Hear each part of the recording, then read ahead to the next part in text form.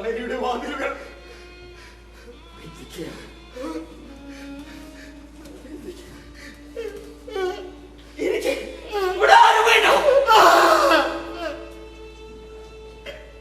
പാവനമായ മണ്ണ് ഒരു കുരുക്ഷേത്ര ഭൂമിയായി മാറി. ഇവിടെ കൊടുങ്കാറ്റ് അഗ്നിമഴ പെയ്തു. എനിക്ക് പേടിയാവുന്നു.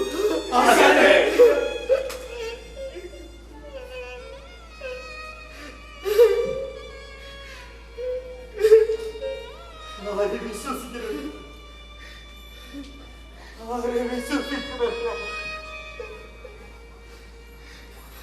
ആരെ ബന്ധിക്കണം ഞാൻ?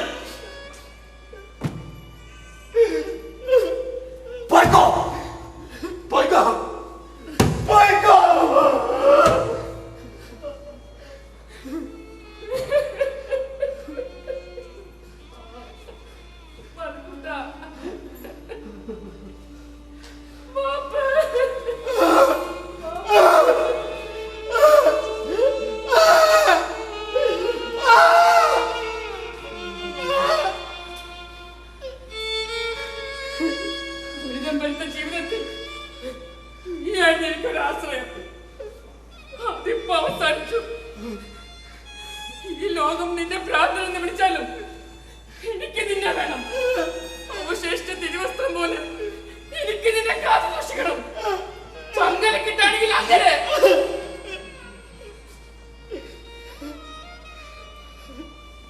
ആശാനെ, എനിക്കൊരു അപേക്ഷയുണ്ട്. അടിയറുകൾ ചിത്രരചനകൾ ദുര്യോധന വേഷമുണ്ടെങ്കിൽ ഒന്നെനിക്ക് തരണം.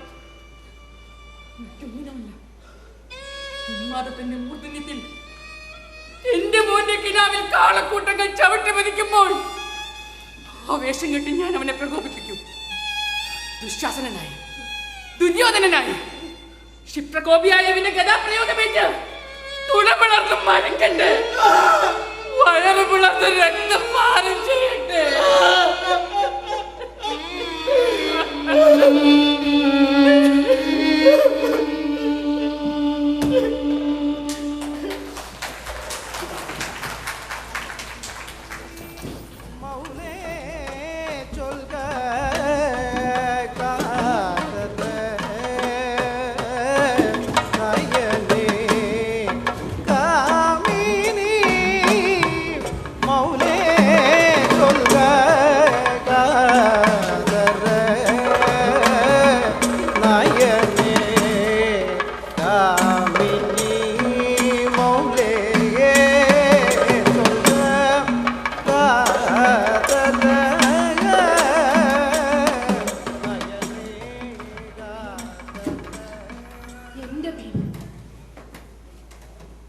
ഭീമൻ, നിങ്ങൾ നിങ്ങളുടെ രോഗികളിൽ അങ്ങേയറ്റം ആകാംക്ഷ ഉണർത്തുന്നു.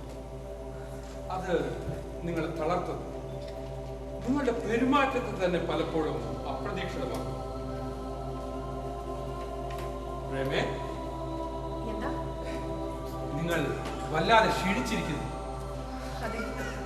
നിങ്ങൾ അതികഠിനമായി പണിയെടുക്കുന്നു. ഇനി മറ്റെന്തെങ്കിലും ചോദിച്ചാലും അതേന്ന് തന്നെ ഉത്തരം പറയോ? ഞാൻ എന്റെ ജോലി ചെയ്യുന്നു. ഈ നശിച്ച ഭ്രാന്താശുപത്രി നിങ്ങൾക്ക് മറ്റേതെങ്കിലും മാന്യമായ ഹോസ്പിറ്റലിൽ എന്തുകൊണ്ട് ജോലി നോക്കിക്കൂടാ? ഇവിടെ നിങ്ങൾ ഒരു ഭ്രാന്താലയ സൂപ്രണ്ടാണ്. നിങ്ങൾ വാക്കുകൾ ക്രൂരമായി ഉപയോഗിക്കരുത്. പിന്നെ എങ്ങനെയാണ് ഇത് പറയുക? ഈ നാട്ടിൽ പ്രേമം മാത്രമാണോ മാനസിക രോഗ ചികിത്സ ഡോക്ടറായിട്ടുള്ളത്? കൂടുതൽ വിശദീകരിക്കണ്ട. എനിക്ക് എന്റേതായ രീതിയിൽ സ്വാതന്ത്ര്യത്തോടെ ജോലി എടുക്കണം.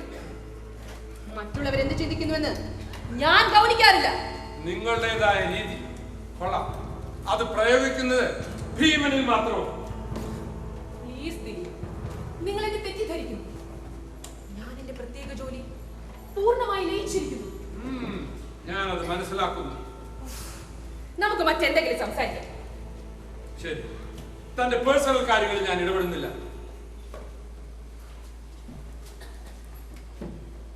ഭീമൻ അസാധാരണമായ ആടി. അഭിനയവും ഗംഭീരമായിരുന്നു. എനിക്കത് വ്യത്യസ്തമായ ഒരു അനുഭവമായിരുന്നു. പക്ഷേ പലപ്പോഴും അയാൾ നോർമലായി കാണപ്പെട്ടു.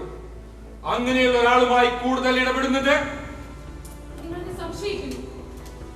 ഭീമന്റെ കേസിന് ചില അസാധാരണതകളുണ്ട്. അതുകൊണ്ടാണല്ലോ അയാൾ പത്രത്താളുകളിൽ സ്ഥാനം പിടിച്ചപ്പോൾ നിയമത്തിന്റെ കുരുക്കിൽ നിന്നും രക്ഷപ്പെടുത്തി ഇതേ ഹോസ്പിറ്റലിലേക്ക് തന്നെ വന്നെത്തിയത്. ഡോക്ടർ ദിലീപ് അയാൾ മികച്ചൊരു കലാകാരനാണ്. ഇത് വൈദ്യശാസ്ത്രപരമായ പാത്രത്തിലൊന്നും ഉണ്ടായിരുന്നില്ല. അച്ഛന്റെ വരവും കാത്തിരുന്നു. ഒരു മകൾ, കടുത്ത ദാരിദ്ര്യം. ആ ദാരിദ്ര്യത്തിലും ലക്ഷ്യബോധം കൈവിട്ടു.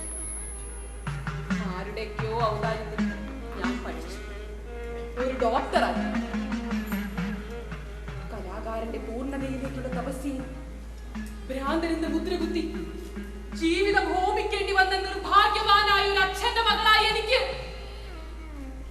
പിരിഞ്ഞു കിടക്കുന്ന ഭ്രാന്തും തലയും തമ്മിൽ തിരിച്ചറിയാൻ കഴിഞ്ഞില്ലെങ്കിൽ പിന്നെ സോറി പ്രേമ, റിയലി സോറി. ഞാൻ ഇനി മുൻവിധിയോടുകൂടി ഈ കേസിൽ ഒന്നും സംസാരിക്കില്ല. ഞാൻ എന്താണ് നിങ്ങൾക്ക് വേണ്ടി ചെയ്തു തരുന്നത്? അപ്പോ ഡോക്ടർ ദിലീപ് എന്നെ സഹായിക്കാൻ മാനസികമായി തയ്യാറായിരുന്നു അല്ലേ? തീർച്ചയായും ഏത് രോഗിയെയും നിങ്ങൾക്ക് പരീക്ഷണ വിധേയരാക്കാം. ആ പരീക്ഷണങ്ങൾ എന്റെ ഭാഗത്തു നിന്ന് എന്ത് സഹായവും നിങ്ങൾക്ക് പ്രതീക്ഷിക്കാം. ചോദ്യം ചെയ്യാത്ത വിശ്വാസം. ഓൾറൈറ്റ്, ഞാൻ വാർഡിലേക്ക് ചെല്ലട്ടെ.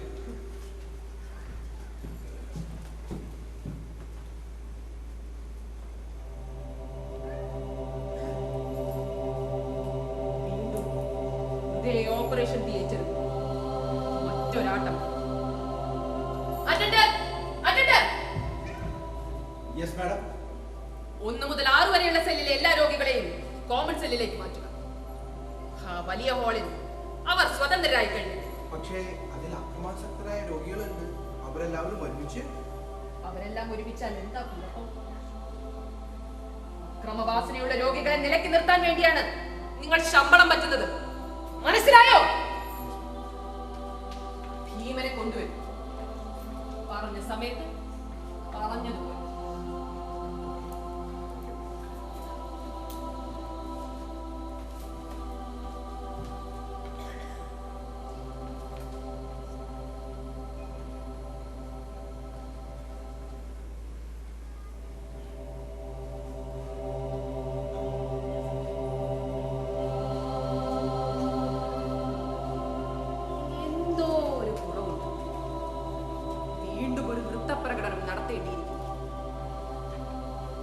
ദുശാസനൻ കിടക്കുന്ന കാഴ്ചയാണ് ഭീമൻ കാണേണ്ടത്.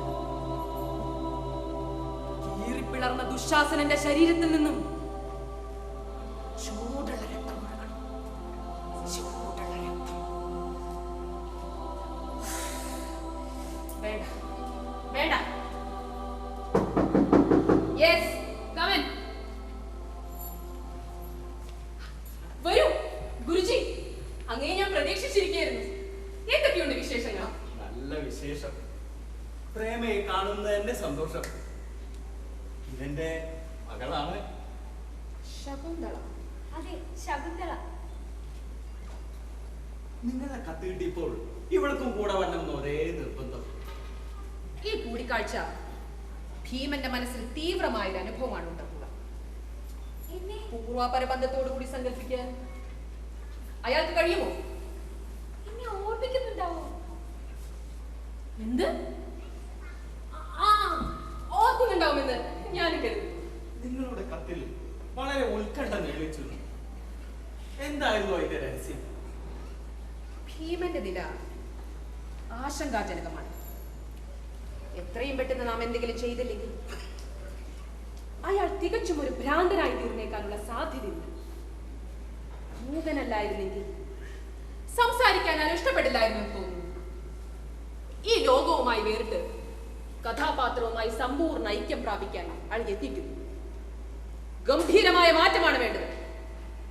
അയാളുടെ മനസ്സിൽ അവതാളമുണ്ടാക്കിയ അതേ മാധ്യമം തന്നെ, ദുര്യോധനബദ്ധം തന്നെ. നിങ്ങളൊന്ന് സഹായിക്കണം. അതിനാണല്ലോ ഞങ്ങൾ എത്തിയിരിക്കുന്നത്. നിങ്ങളെ സഹായിക്കാൻ, ഭീമനെ സഹായിക്കാൻ. പിന്നെ ഭീമനും ശകുന്തളയുമായി ബന്ധപ്പെടുത്തുന്നത്.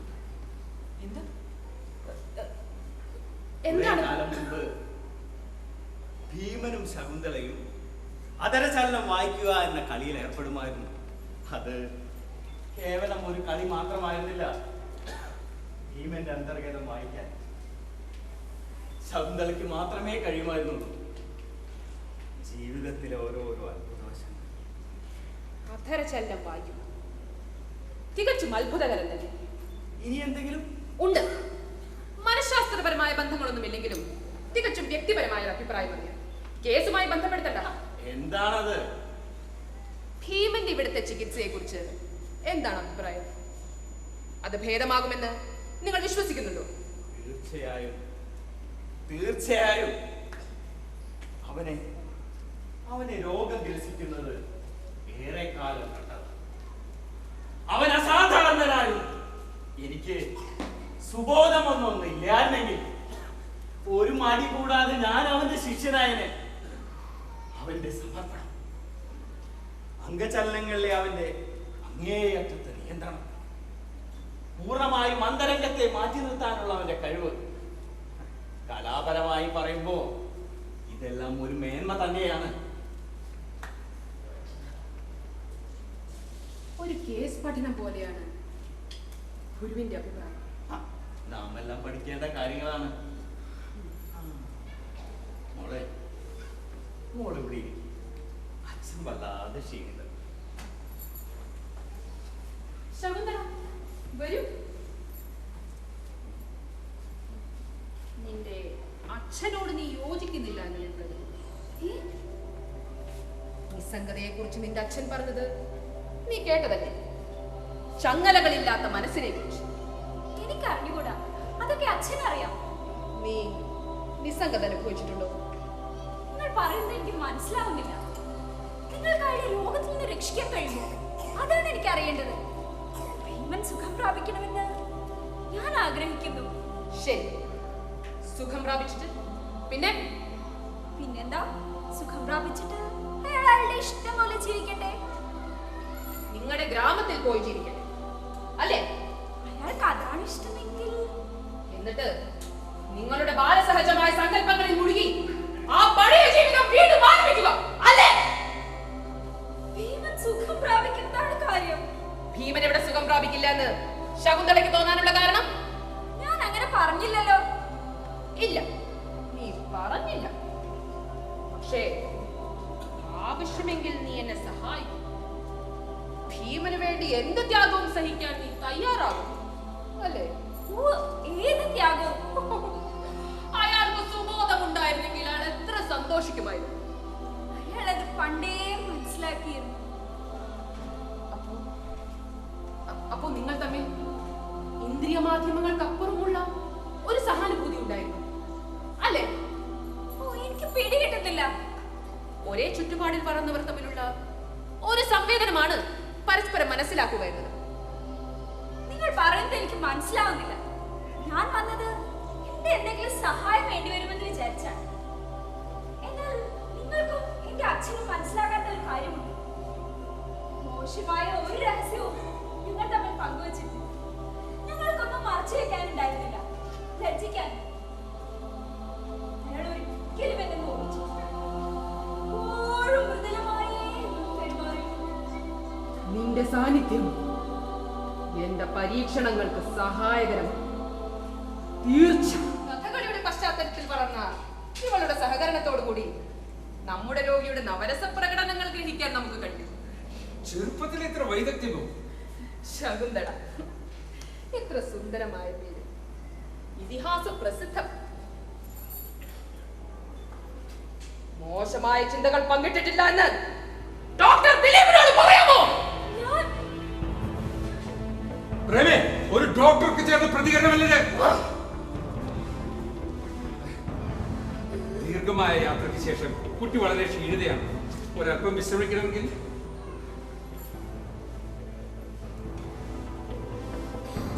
നിങ്ങളൊരു പ്രത്യേകതരം ജീവിയാണ്. നിങ്ങൾ അവളോട് വളരെ കൃത്യമായി പെരുമാറി. പക്ഷേ അത് ആശയങ്ങളുടെ പരസ്പര വിനിമയത്തെ അലങ്കോലപ്പെടുത്തി. അലങ്കോലപ്പെടുന്നത് ആശയവിനിമയമല്ല, ഒരു ഡോക്ടറുടെ സംസ്കാരമാണ്. വെറുതെ ബഹളം വെക്കണ്ട. ഒരു സാധാരണ പെൺകുട്ടിയോട് മനസ്സിൽ ചിന്തിക്കാൻ പോലും മടിക്കുന്ന ചോദിക്കുക, അത് ശരിയല്ലെന്ന് ഞാൻ പറഞ്ഞുള്ളൂ. ശകുന്തള ഭീമന്റെ കാര്യത്തിൽ ഇടപെടുന്നത് ഡോക്ടർ പ്രേമയ്ക്ക് ഇഷ്ടമല്ല. എന്തുകൊണ്ടെന്നാൽ അവൾ അയാളുടെ കാമുകിയായിരുന്നു. അല്ല, അതവൾ കാമുകയായതുകൊണ്ടോ അധര ചെല്ലുമെന്ന് അവൾ പറയുന്നത് വിശ്വസിച്ചിട്ടും ഞാൻ ചെയ്യാൻ ഉദ്ദേശിക്കുന്ന ഒരു ക്രിയയുടെ റിഹേഴ്സൽ മാത്രമാണ് അന്ന് നിങ്ങൾ ഓപ്പറേഷൻ തിയേറ്ററിൽ വെച്ച് കണ്ടത്. ഒരു റിഹേഴ്സൽ മാത്രം. അതിൽ നിന്ന് ഞാൻ ചിലത് കണ്ടെത്തിയത് ചില കുറവ്. അത് പരിഹരിക്കണം. ഏറ്റവും അടുത്ത ദിവസം തന്നെ ഇവിടെ ഒരു ആട്ടം നടന്നു. മുൻപ് നടന്നതിന്റെ 10 ഇരട്ടി ശക്തിയിൽ. അതിനുവേണ്ടി ഡോക്ടർ ദിലീപിനോട് ഞാനൊരു കാര്യം ആവശ്യപ്പെടും. എന്താണത്? ഒരു മൃതശരീരം. വിദ്യാർത്ഥികൾക്ക് കീറി മുറിച്ച് പഠിക്കാൻ കൊടുക്കുന്ന ഒരു മൃതശരീരം. നിങ്ങൾ എന്തൊക്കെയാണ് ഈ പറയുന്നത്? എന്താണ് ചിന്തിക്കുന്നത്? എന്തൊക്കെയാണ് തീരുമാനിക്കുന്നത്? പണ്ട് വായനശാലയിൽ നാടകം കളിക്കാൻ ഒരു സ്റ്റെതസ്കോപ്പിനായി ഞാനൊരു ഡോക്ടറുടെ അടുത്ത് പോയിരുന്നു. അതിന്റെ പവിത്രതയും മഹനീയതയും തിരിച്ചറിയാൻ കഴിയാത്ത പ്രായത്തിൽ. ഇന്നിവിടെ ഒരു ഡോക്ടർ നാടകം കളിക്കാൻ ആവശ്യപ്പെടുന്ന പ്രോപ്പർട്ടിയും സെറ്റും എന്നെ അത്ഭുതപ്പെടുത്തുന്നു. ഒരു മൃതശരീരം പോലും വളരെ ബഹുമാനത്തോട് കാണേണ്ടവരാണ് നമ്മൾ. ഭീമനെ ഞാനാണ് കൊണ്ടുവരുന്നത്. അയാൾ എന്നെ അനുസരിക്കും. അയാൾ ആ ശരീരത്തിൽ തൊടുക പോലുമില്ല. ഞാൻ വാക്ക് തരുന്നു. നോക്കൂ, ഈ മാനസികാരോഗ്യ കേന്ദ്രത്തിന് പുറത്ത് ഇവിടെ എന്ത് നടക്കുന്നു എന്ന് ഉറ്റുനോക്കുന്ന കുറച്ച് നല്ല മനുഷ്യരുണ്ട്, നന്മ മാത്രം കാക്ഷിച്ചുകൊണ്ട്. മറിച്ചെന്തെങ്കിലും സംഭവിച്ചാൽ ഞാൻ പ്രേമയോടൊപ്പമായിരിക്കില്ല, അവരുടെ കൂടെ ആയിരിക്കും. ഭയപ്പെടുത്തണ്ട. ഞാൻ പ്രവർത്തിക്കുന്നത് എന്റെ തലച്ചോറ് കൊണ്ടാണ്. എന്റെ ക്രിയേറ്റിവിറ്റിയുടെ റിസൾട്ട്. ഞാൻ എന്നെ തന്നെ സമർപ്പിക്കുന്നു. അതെന്റെ തീരുമാനമാണ്. മറ്റുള്ളവരെന്ത് മനസ്സിലാക്കുന്നുവെന്ന് ഞാൻ ചിന്തിക്കാറില്ല. അത് ഡോക്ടർ ദിലീപാണെങ്കിൽ പോലും.